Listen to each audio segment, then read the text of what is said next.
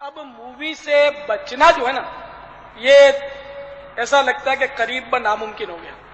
اب جتنے بھی اسلامی بھائی باہر ملکوں سے آئے، شاید سب کو پتا ہو، نہ ہو تو اب میں بتا دیتا ہوں کہ سب کی مووی بنتی ہے، ایک ایک کی مووی بنتی ہے۔ اگر آپ آگے پیچھے کھڑے بھی ہوں گے تو وہ کسٹم جو ہے نا، جو بھی بیٹھا ہوا ہے سیٹ پہ، جس سے آپ اپنا پاسپورٹ پر ٹھپا لگوا رہے ہیں، وہ آپ کو بولے گا اس طرف آ جاؤ، کیمرے کی طرف۔ تو یہ مووی بن رہی ہوتی ہے۔ جتنے بھی حج کرتے ہیں، عمرہ کرتے ہیں، مسجدین کریمین میں حاضری دیتے ہیں، سب کی مووی مسلسل بنتی ہے۔ طواف کر رہے ہیں، آپ کی موویاں بن رہی ہیں۔ آپ مسجد نبوی شریف میں بیٹھے ہیں، مووی بن رہی ہے۔ سنہری جالیوں پر حاضری دے رہے ہیں، آپ کی مووی بن رہی ہے۔ آپ بچ ہی نہیں سکتے۔ بڑے بڑے جو اسٹور ہوتے ہیں، جیسے سپر مارکیٹیں ہوتی ہیں، اس میں مووی ہوتی ہیں۔ بڑے بڑے کلینک میں موویز ہوتی ہیں، اسپتالوں میں، جو بھی بڑے بڑے ادارے ہیں اس میں۔ یہاں اپنے باب المدینہ میں مووی لگ گئی ہے۔ میں ایک آنکھ کی کلینک میں گیا تھا، تو میں نے دیکھا کہ وہ ہر سین وغیرہ سب، وہ اچانک میں نظر پڑی، کیمرہ لگا ہوا تھا اسکرین میں نے دیکھا کہ وہ کمرے کے باہر بالکل جو بیٹھے ہوئے تھے ہر سین اور مریض، وہ سب اس میں نظر آ رہے تھے۔ ارے میں نے کہا یہاں بھی مووی لگی ہوئی ہے۔ بچنے کی گنجائش ہی نہیں ہے، تو حالات سے کہ آدمی بچ ہی نہیں سکتا۔ ایک یعنی کہ غلب اکثریت جو ہے وہ سمجھو کہ اب ان چیزوں میں مبتلا ہے، اس سے بچنے کی کوئی صورت نظر نہیں آتی۔ تو مووی بنانا اور دیکھنا، خود میرا اپنا ذہن جو ہے وہ بھی جواز کی طرف ہے۔ میں تو ویسے ہی مطلب دوسرے ملک سفر تو کرتا ہوں نا، جاتا ہوں، میری تو بہت بنتی ہے مووی۔ میں نے عرض کیا تھا میں مارکیٹوں میں نہیں جاتا، مارکیٹوں میں بچتا ہوں۔ تو کبھی جانا ہوتا ہے تو 24 آورس والی جو مارکیٹ ہوتی ہے نا، اس میں بھی رات کو دیر سے کوشش کرتا ہوں جانے کی، کچھ خریداری وغیرہ کے لیے کبھی کوشش کرتا ہوں کہ دیر سے جاؤں تاکہ عورتیں کم سے کم، دیر سے رات کو عورتیں کم، اکا دکا کوئی ہو۔ تو مارکیٹ میں جانا تو جائز ہی ہے، نگاہ کی حفاظت کی آدمی کوشش کرے۔ زیادہ عورتیں ہوں تو نگاہ کی حفاظت بہت مشکل ہو جاتی ہے۔ تو ہر مارکیٹ میں وہاں جو باہر مووی بنتی رہتی ہے، سپر مارکیٹ لگے ہوتے ہیں، بچ ہی نہیں سکتے۔ تو کیا کرے آدمی، گھر میں بیٹھ جائے کیا کرے؟ اب پھر بھی حج کے لیے، عمرے کے لیے تو سبھی تڑپتے ہیں، سب کی موویاں بنتی ہیں۔ اب پھر میں ہوشیاری کروں تو بیکار ہے نا۔ تو بات جو صحیح ہے وہ کر دی میں نے کہ میں اپنا ذہن جواز کی طرف ہے۔ اگر میں اس کو ناجائز اور حرام بولتا ہوں تو پھر کوئی بھی عالم، کوئی بھی پیر شاید، اور کوئی بھی امام ہو سکتا ہے امامت کے قابل نہیں رہے گا، پیری مرجی کے قابل نہیں رہے گا۔ ظاہر ہے جو پیر مووی بنوائے تو وہ تو، اور اس کو پتا ہے کہ یہاں مووی بنے گی، اور شرن اس کو وہاں جانا واجب بھی نہیں ہے، پھر بھی مزے سے بیٹھا ہوا ہے اور حرام بھی بول رہا ہے، اور اس کی مووی اتر رہی ہے، اس کو پتا بھی ہے اور بیٹھا ہوا ہے، جبکہ وہاں بیٹھنا اس پر واجب نہیں ہے۔ تو پھر کہیں ایسا نہ ہو کہ وہ پھر فاسق معلن بن جائے، سب لوگ دیکھ رہے ہیں کہ اس کی مووی بن رہی ہے، تو پھر وہ پیری مرجی کے قابل نہیں رہے گا، امامت کے قابل نہیں رہے گا۔ مسائل بہت اس کے پیچیدہ ہوتے جا رہے ہیں۔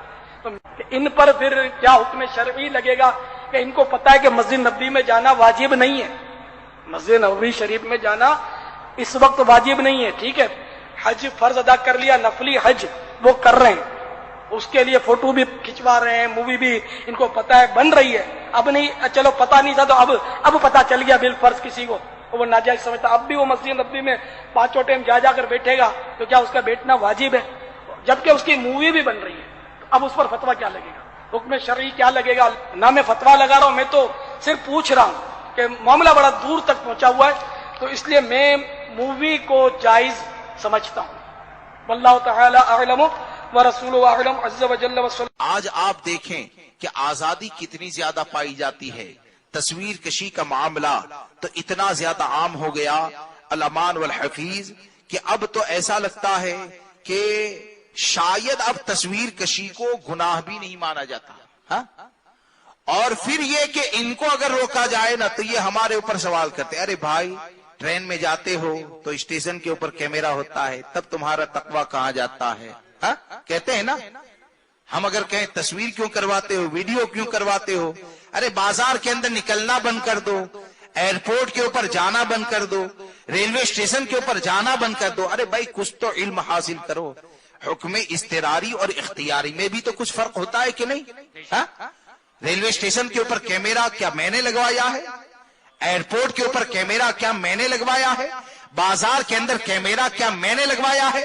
اگر اس کو پلٹ کر یہ سوال کر دیا جائے کہ تو جس کو بہت مانتا ہے اپنا امیر کہتا ہے نا، تیرے امیر صاحب اگر چند لڑکیوں کے ساتھ بند کمرے میں بیٹھ جائے بے پردہ، ہاں تیرے امیر صاحب اگر بند کمرے میں بے پردہ لڑکیوں کے ساتھ بیٹھ جائیں، یا ایسی لڑکیاں جن کا آدھا جسم ننگا ہے ان کے ساتھ ایک کمرے میں بیٹھ جائے تو پکڑ ہوگی کہ نہیں؟ تو کہے گا کہ ہوگی۔ لیکن یہ کہ وہ لڑکی اگر ٹرین میں تیرے امیر صاحب کی سیٹ کے سامنے بیٹھ جائے، کیا حکم دے گا؟ ہاں ٹرین میں وہ لڑکی سامنے ہو، کیا حکم دے گا؟ بولے کچھ نہیں ہوگا۔ کیوں نہیں ہوگا؟ تو کہتا ہے کمرے میں امیر کا اختیار تھا، ٹرین یہ امیر کا اختیار میں نہیں ہے۔ تو جب یہ سمجھ میں آتا ہے تو ہم یہ کہتے ہیں کہ میرے جلسے میں آ کر میری کوئی تصویر کھینچتا ہے، میں کھاتا ہوں، کوئی تصویر کھینچتا ہے، وہ میرا اختیار ہے۔ ریلوے اسٹیشن کے اوپر جانا یہ حرام نہیں ہے، وہاں پر گورنمنٹ نے لگایا ہے، وہاں پر میرا اختیار ہی نہیں ہے۔ تو اختیاری حکم میں اور اضطراری حکم میں کم سے کم فرق کو تو سمجھا جائے، اور سمجھے بغیر اگر کہتے ہیں تو ایسے جاہلوں کو ہم کیا جواب دے سکتے ہیں؟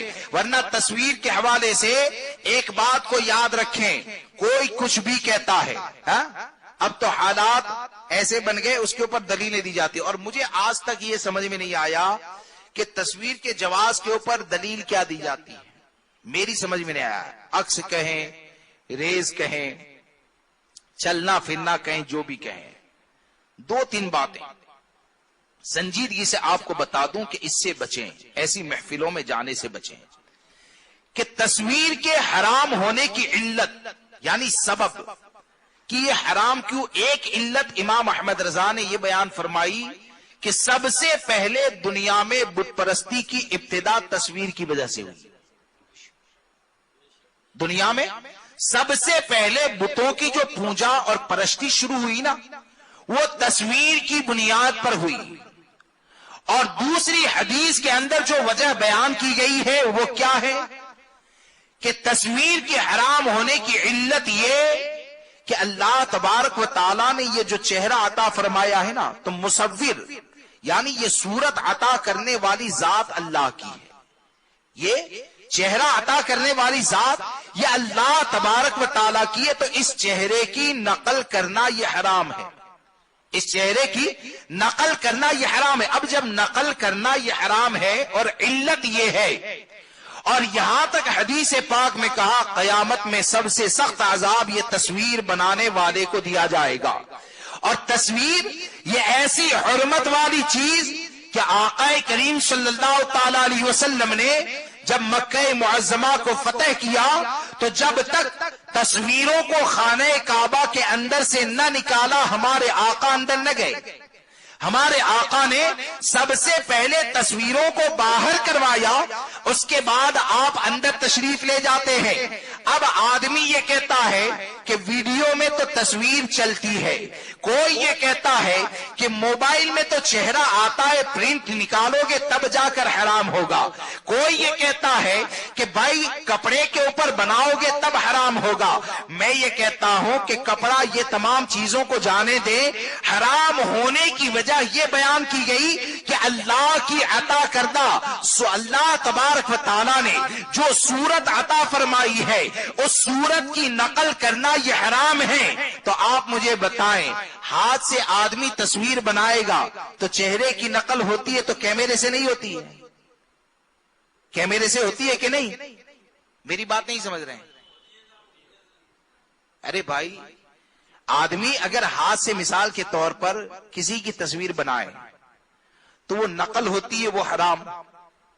اگر آدمی کیمرے سے تصویر کھینچتا ہے تب بھی تو چہرے کی نقل ہوتی ہے نا، اگر ویڈیو بنائے تب بھی تو چہرے کی نقل ہوتی ہے۔ اب جب یہ تمام چیزوں میں چہرے کی نقل ہوتی ہے تو کیا سمجھ میں آیا؟ تصویر کشی یقیناً یہ ناجائز و حرام ہے، تصویر کشی یہ یقیناً ناجائز و حرام ہے۔ اور یہ کہنا کہ بھائی تصویر کے ذریعے دین کا کام ہوتا ہے، جاہلوں کا دور ہے، ورکشاپ کے اوپر تصویر کو گھمائے اور گھمانے کے بعد پیر کی تصویر آ گئی، سبحان اللہ ماشاء اللہ، کیوں ایسا کرتے ہیں؟ بولے کہ میرے پیر کے چہرے کو دیکھ کر کوئی مسلمان ہو جائے گا. ارے بھائی تو زبان سے بولنا ہی بند کر دو نا, خطاب بند کر دو, اب پیروں کی تصویر گھماتے رہو, دیکھیں گے مسائل بھی سمجھ جائیں گے. باہر شریعت میں کیا لکھا ہے وہ بھی سمجھ جائیں گے, فتاوی رضویہ میں کیا لکھا ہے وہ بھی سمجھ جائیں گے, غوث اعظم کا تقوی کیا ہے وہ بھی تصویر سے سمجھ جائیں گے. پھر زبان ہلانے کی ضرورت کیا ہے؟ ارے کام جو ہوتا ہے وہ چہرے دیکھنے سے, اگر تصویر دیکھنے سے اگر ہوتا تو آپ مجھے بتائیں کیا سرکار کے زمانے میں تصویر بنانے والے نہیں پائے جاتے؟ غوث اعظم کے زمانے میں کیا تصویر بنانے والے نہیں پائے جاتے تھے؟ وہ غوث اعظم کہ جن کے چاہنے والے اور جن سے محبت کرنے والے اتنے زیادہ کہ غوث اعظم اگر بیان کریں تو آپ کی زبان سے نکلنے والے جملے کو لکھنے کے لیے ہزاروں علماء بیٹھتے, ہزاروں علماء ان جملوں کو لکھنے کے لیے بیٹھتے, اور ان چیزوں کو انہوں نے ہم تک پہنچایا. لیکن یہ لکھنے والے نے کبھی یہ نہیں سوچا کہ غوث اعظم اتنے نورانی چہرے والے ہیں, چلو آنے والوں کو ایک آدھ تصویر بھی دے دی جائے. غریب نواز آئے, غریب نواز کے چاہنے والوں نے غریب نواز کی تصویر کو کبھی نہیں پہنچایا. کیا سمجھ میں آیا؟ تصویر بنانے والے غوث اعظم کے زمانے میں بھی تھے, غریب نواز کے زمانے میں بھی تھے, ان کی باتوں کو پہنچایا گیا. تصویر کو نہ پہنچا کر ان لوگوں نے یہ بتا دیا کہ تصویر یہ ایسی حرام چیز ہے کہ تصویر یہ دین کی نشر و اشاعت کا ذریعہ نہیں ہے, یہ تبلیغ کا ذریعہ نہیں ہے. اور تعلیمات امام احمد رضا کا نعرہ لگاتے ہیں تو تعلیمات امام احمد رضا کا نعرہ لگانے والا تصویروں کو بھیجنے کے بعد سبحان اللہ کی صدائیں نہیں سنا کرتا ہے, اس لیے کہ امام احمد رضا کی تعلیم یہ ہے کہ میرے امام نے یہ کہا جو جتنا بڑا معظم دینی ہوگا, یعنی دین میں جس کا مقام جتنا بڑا ہوگا اس کی تصویر کو رکھنا اتنا ہی زیادہ گناہ ہوگا. اس کی تصویر کو رکھنا اتنا ہی زیادہ گناہ ہوگا. کیوں کہ آدمی اگر پیر کی تصویر کو رکھے گا تو پیر کی تصویر کو کیا جوتا نکالتا ہے وہاں پر رکھے گا؟ ارے بولیے, پیر کی تصویر کو جوتا نکالتا ہے وہاں رکھے گا؟ تصویر یہ توہین کی چیز ہے, تعظیم کی چیز نہیں ہے. تصویر یہ توہین کی چیز ہے, تعظیم کی چیز نہیں ہے. اب اس کو جس کی توہین ہونی چاہیے, جس تصویر کی توہین ہونی چاہیے اس کو تعظیم کے ساتھ رکھتا ہے اور یہ کہتا ہے یہ معظم دینی ہے. یاد رکھیں ان سب خرافات سے بچیں, تصویر سے, ویڈیو کشی سے اور باقی جو خرافات ہیں اس سے بچیں. سرکار